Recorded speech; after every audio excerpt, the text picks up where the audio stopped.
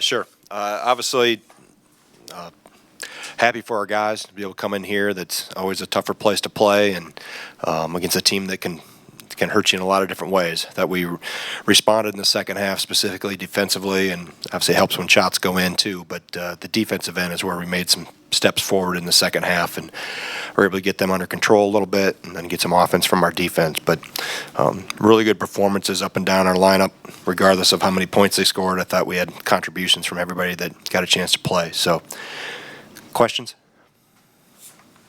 Greg, you mentioned doing a better job defensively in the second half. That was the story in the first game, too.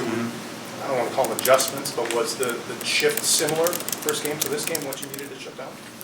Yeah, I think so. Ironically, the score was exactly the same, 39-38 at halftime. So there was a lot of reminders of that. And I think also, the foul trouble put us out of sync a little bit in the first half with the Leam and Nate.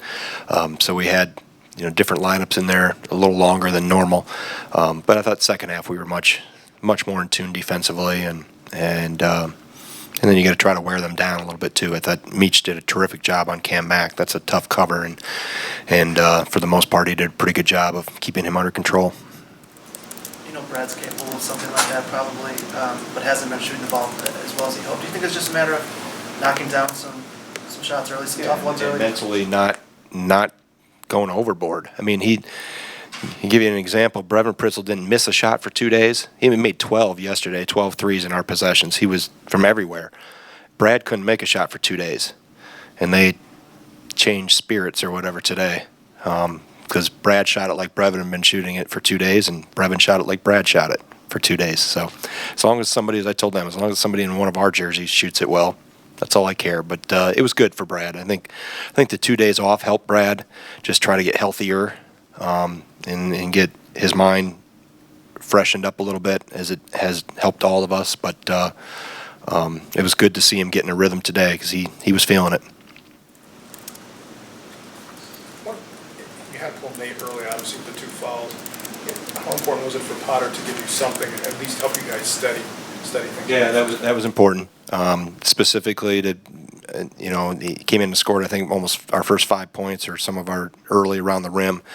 Did that, but try to anchor that middle a little bit. And I know we went small for a while too, with Ford at the 5, just because of the ability to try to keep the ball out in front of us as much as possible. But Mike is making steps. It's still not perfect, but on the defensive end, and obviously we got to clean up those turnovers in the post and decisions there. But I think he's getting more and more comfortable with who we are and how we play. You were asked about Trice recently.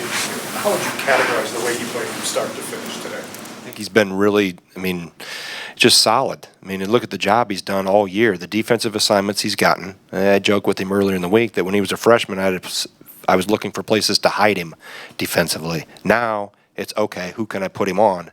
And this league is full of a lot of really good guards that are challenging. But look at his 5 assists, no turnovers. That he didn't have. He's just becoming more and more of a complete guard, and really obviously love the way he's playing and trying to lead his team.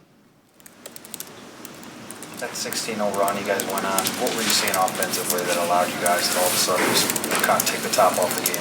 Well, we touched the post. That was key for us. Even though we were shooting threes at times, our best threes come to inside out, and we were able to score at the rim a little bit with Nate. Micah got a few there, but that was the key, that even though we were going to get some open threes, we had to make sure we put pressure on the rim, and we were able to do that. Coach, you've been asked this question, I'm sure, 100 times, but you didn't shoot well in the first half. Nebraska did shoot well in the first half. It was a 1-point game. I assume you reminded your players of that we're in this game and it could be a lot worse than it was. Yeah, I wasn't. We didn't talk one thing about offense at halftime. The whole halftime conversation was about what we needed to do on the defensive end of the floor, because we were over a point per possession. The problem is, so were they. So we needed to tighten up things on that end. You haven't had a happy trip home in the last month or so. Did you need a road? Did these kids need a road? Do you think? Well, look at the league. There's not a lot of us that are taking happy trips home after road games in this league. So, we'll take them any way we can get them. But knowing that the crowd, how it was going to be, we were able to get the crowd out of it by playing well, and And you look at how they have played. I mean, if Jalen Smith doesn't make a miraculous block, Cam Mack has a layup to beat Maryland. Geo Baker hits a step-back three at Rutgers to beat them. I mean, they've been competitive and in most of the games. So there was we knew exactly what we had to do today and how well we were going to have to play to come out of here on top. Anything Okay. further? All right, thank you. Wisconsin players will be available.